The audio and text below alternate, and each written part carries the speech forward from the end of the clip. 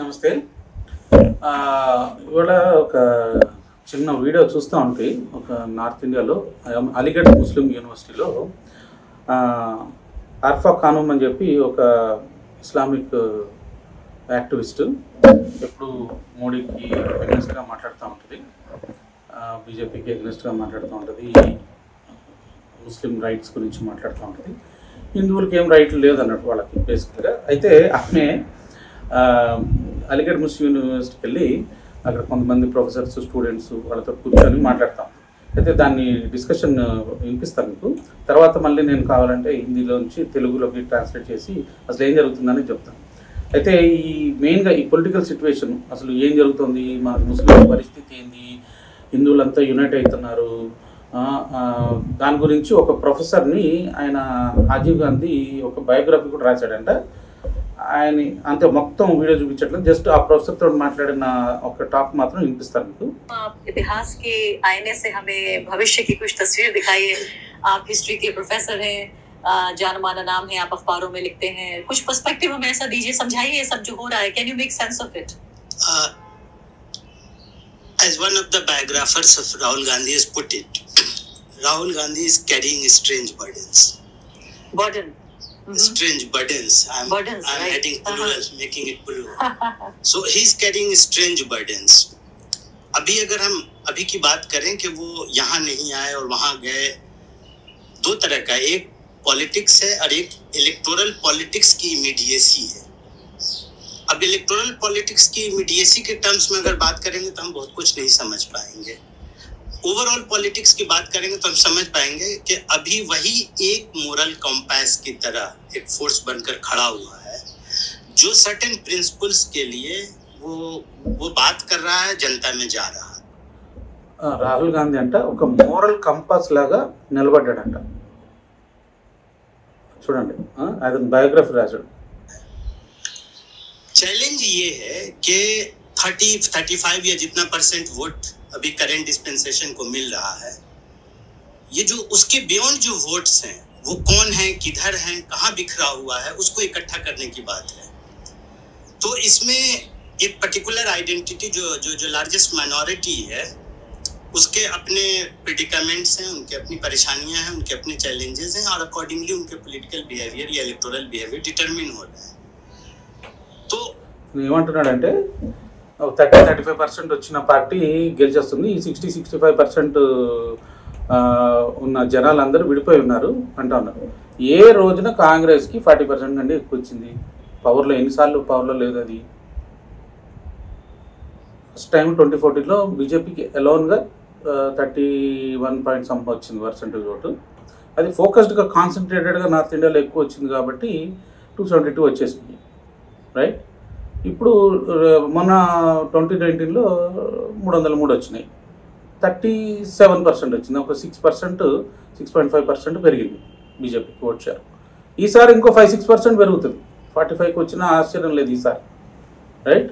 So ఇదేదో ఇప్పుడు దాకా జరిగిన వాటి గురించి మాట్లాడు, ఇప్పుడు జరిగిన దాని గురించో మాట్లాడతారు ప్రతి ఒక్క అనలిస్ట్. ఇదే అంటే వాళ్ళకి కావాల్సినట్టుగా ఉండాలి అంతే. చూడండి నెక్స్ట్. इनके बीच जाने न जाने से कितना फर्क पड़ेगा ये हम सब समझ रहे हैं.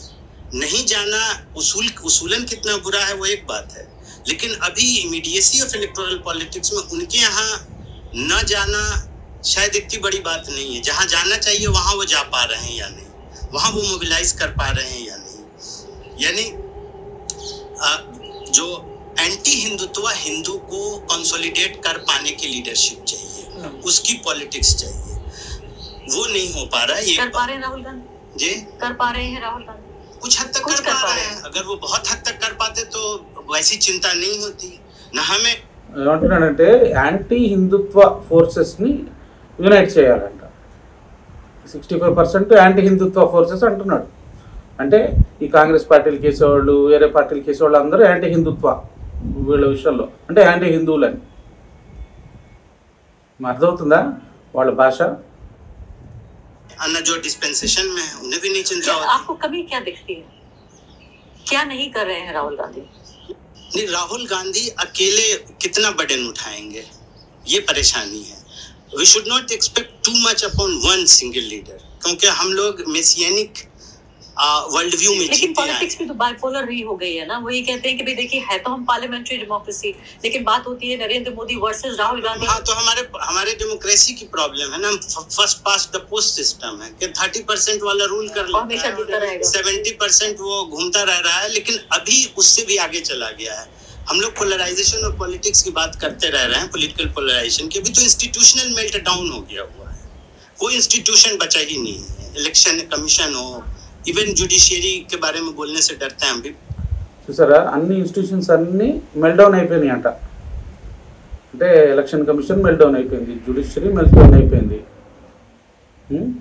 మనం మొన్న ఇంకొక వీడియో చేసాం కదా, అసలు మన హిందువులకి ఎగ్నెస్ట్గా ఎన్ని లాస్ క్రియేట్ చేసి అన్ని ఇన్స్టిట్యూషన్స్ని యూజ్ చేసుకొని ఈ రోజుకి కూడా మన టెంపుల్స్ అన్ని వాళ్ళ చేతిలో పెట్టుకొని వాళ్ళకి మన టెంపుల్స్లో నుంచి ట్యాక్స్ వేసి వాళ్ళకి తీసుకుంటున్నారు కదా. చూడండి, హిపోక్రసీ చూడండి. ఇంకా వినిపిస్తాను, ఇంకా నెక్స్ట్ ఇంట్రెస్టింగ్ ఉంటుంది. मैं भी डरता हूँ, लेकिन बहुत कुछ देख रहा हूँ कि अंग्रेजी में कुछ और बोला जाता है, पब्लिक में जजमेंट के अंदर ऑब्जर्वेशन कुछ और दिया जाता है, जजमेंट का ऑपरेटिव पार्ट कुछ और होता है। और जज भाषण तो खूब देते हैं, लेकिन जज फैसले नहीं भाषण देते हैं, बहुत वेरी गुड टॉकर, मतलब ग्लिप टॉकिंग करते हैं, और उसके बाद जब जजमेंट देखा जाता है तो उसमें बहुत साफ तौर पर नाइंसाफी दिखती है। अब इसके खिलाफ अभी बोलने की औकात बहुत कम लोगों के पास है, वक्त भी कम लोगों के पास है। बस मैं एक बात और जोड़ना चाहूंगा कि ये तमाम एंटी हिंदुत्व फोर्सेस ये एडिक्वेटली सेल्फ इंट्रोस्पेक्शन नहीं कर रहे हैं कि how did we reach where we have reached और नाउ। ये भी मैं आपके सवाल के में एक और सवाल पैदा हो रहा है कि क्या उनका अपना खुद का भी कोई कमिटमेंट है? यही मैं कह रहा हूँ कि सेल्फ इंट्रोस्पेक्शन अभी नहीं हो रहा है। इंट्रोस्पेक्शन अभी हमारी स्टूडेंट बोल रही थी विमेन क्वेश्चन पे, యాంటీ హిందుత్వ వర్సెస్ యునైట్ ఎందుకు కావట్లేదు? వాళ్ళు ఇంట్రోస్పెక్షన్ చేసుకోవాలి. ఈ పార్టీలన్నింటినీ చేసుకునే కదా ఇండియా అలయన్స్ 37 పార్టీలు ఇంట్రోస్పెక్షన్ చేసుకునే కదా బయటకు వచ్చింది. అందరూ इंट्रोस्पेक्शन చేసుకోలేదు అంటాడు ఏంటి క్యారెక్టర్. ఈ తర్వాత ఇంకో కొంచెం ఇంట్రెస్టింగ్ ఉంటుంది. तो इनका प्रॉब्लम सिर्फ मेजॉरिटेरियन और एंटी मेजॉरिटेरियन फोर्सेस से, माइनॉरिटी के अंदर के सेल्फ इंट्रोस्पेक्शन को इन्होंने एड्रेस नहीं किया। मुस्लिम पर्सनल लॉ बोर्ड की हर धर्मियों का से इनको कोई शिकायत नहीं है, तो और इन चीजों ने भी कंट्रीब्यूट किया हिंदुत्व को लाने में।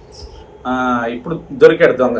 ఏమంటున్నాడు, ఈ మైనారిటీలో కూడా ఇంట్రోస్పెక్షన్ చేసుకోవాలి, వీళ్ళు ఇంట్రోస్పెక్షన్ చేసుకోవకుండా ఉండటం వల్లనే ఈ హిందుత్వ ఫోర్సెస్కి యూనైట్ అవుతాం మొదలెట్టారు అని చెప్తున్నాడు. ఇప్పుడు నెక్స్ట్ ఇంకా ఇంట్రెస్టింగ్ ఉంటుంది చూడండి. आप ये देख लीजिए कि मुस्लिम पर्सनल लॉ बोर्ड ये जेंडर जस्टिस के सवाल पर even with in the Islamic framework क्या पोजीशन रहा है, एमयू जामिया ने क्या पोजीशन लिया है, 85-86 में जब शाबानों का चल रहा था तब इन्होंने क्या पोजीशन लिया था। और దొరికాడా? ఇప్పుడు ఏమంటున్నాడు, జెండర్ జస్టిస్ గురించి ఈ ఇస్లామిక్ లాలో ఏం తీసుకున్నారు వీళ్ళు డెసిషన్? తీసుకోలేరు కదా. అప్పుడు షాబానా కేసు జరిగినప్పుడు 85లో పాపం ఒక ఆమె ముస్లిం అమ్మాయిని విడాకులు ఇచ్చేసి రోడ్డు మీద పడేస్తే నాకు కాంపెన్సేషన్ కావాలి, నేను బతకాలి, నాకు ఒక 100 రూపాయలు కావాలి నెలకి అని చెప్పని కోర్టుకి వెళ్తే కోర్టు శాంక్షన్ చేస్తే వీళ్ళు గోల చేసి ఇస్లామిక్ స్కాలర్స్ వీళ్ళందరూ గవర్నమెంట్ నుంచి ఒక లా తీసుకొచ్చి ఇచ్చారు ఇవ్వటానికి వీల్లేదని చెప్పి. 100 రూపాయలు కంపెన్సేషన్ కూడా అడిగే హక్కు లేదంట పాపం ఆడవాళ్ళకి విడాకులు ఇస్తే. రోడ్డు మీద వేసిస్తాడు. సో ఇప్పుడు అదే చెప్తున్నాడు. ఇప్పుడు ఇట్లా మనం ఇంట్రోస్పెక్షన్ చేసుకుంటే జెండర్ జస్టిస్కి గురించి మాట్లాడకుండా ఇట్లాంటివన్నీ చేసి వాళ్ళకి ఇంకా इश्यूज ने हिंदुत्व को लाने में मदद किया है। इसको बहुत कैंडिडली जब तक एडमिट नहीं करेंगे you can not strategize how to fight it out. और एक तरह की रिजिडिटी का मुकाबला दूसरी ఇట్లాంటివన్నీ మనం సార్ట్ అవుట్ చేసుకోకుండా హిందుత్వ గురించి అగ్నెస్ట్గా మనం యుద్ధం చేయలేము అని చెప్తున్నాడు. ఇంకా నెక్స్ట్ ఇంకా బాగుంటుంది చూడండి.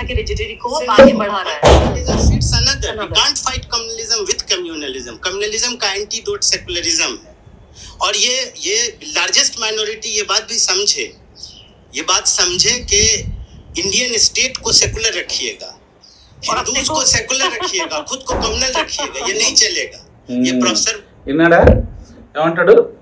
ఈ లార్జెస్ట్ మైనారిటీ ఇది ఒక అర్థం చేసుకోవాలి, దేశం ఏమో సెక్యులర్ ఉండాలి, కానీ నేను మాత్రం కమ్యూనల్గా ఉంటా, అంటే ముస్లిమ్స్ మేము మాత్రం కమ్యూనల్గా ఉంటాం, మీరు అందరూ సెక్యులర్గా ఉండాలి, ఇది నడవదు అని చెప్పి చెప్తున్నాడు ఆయన Islamic. Mushirul Haq, not to be confused with Mushirul Hasan, उन्होंने ऐसे लिखा था 1972 में, secular state yes yes, secularism no no no, उसमें यही कह रहे थे कि मुसलमान चाहता है कि मैं कम्युनल रहूं, essentially speaking, not all Muslims, अब बाकी हिंदूज और वो सब सेकुलर रहे, इंडियन स्टेट भी सेकुलर है, प्रोग्रेसिव थॉट प्रोसेस ये है उसको बंद डायकॉटमी किया नहीं जा रहा है। चलेगी, ये डायकॉटमी नहीं चलेगी। ఇది డైకాటమీ. नहीं, इसमें मुझे लगता है एक और ఇప్పుడు వీళ్ళల్లో కూడా చూసారా, మన హిందువులందరూ యునైట్ అయితే వాళ్ళల్లో ఇప్పుడు డిస్కషన్ చేసుకోవడానికి వాళ్ళకి ఇప్పుడు తప్పట్లేదు. ఇప్పుడు దాకా వాళ్ళు ఎంతసేపు వాళ్ళు ఎన్ని అత్యాచారాలు చేసినా, ఆడవాళ్ళని ఎంత ఇదిగా చూసినా,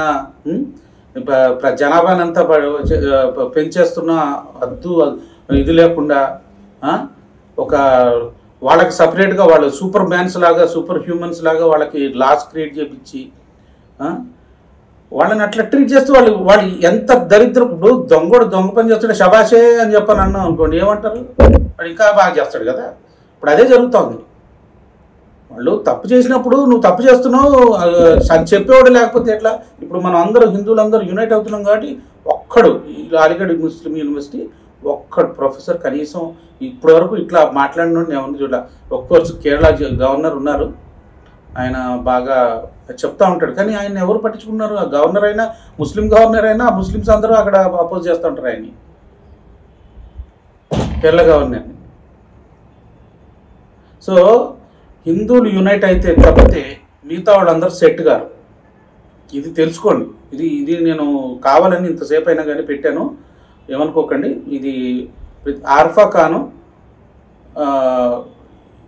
ఏఎంయూలో, అలీగఢ్ ముస్లిం యూనివర్సిటీలో నిన్న తీసుకుంది ఇంటర్వ్యూ. సో హిందువుగా యునైట్ అవటం నేర్చుకోండి. జై హింద్.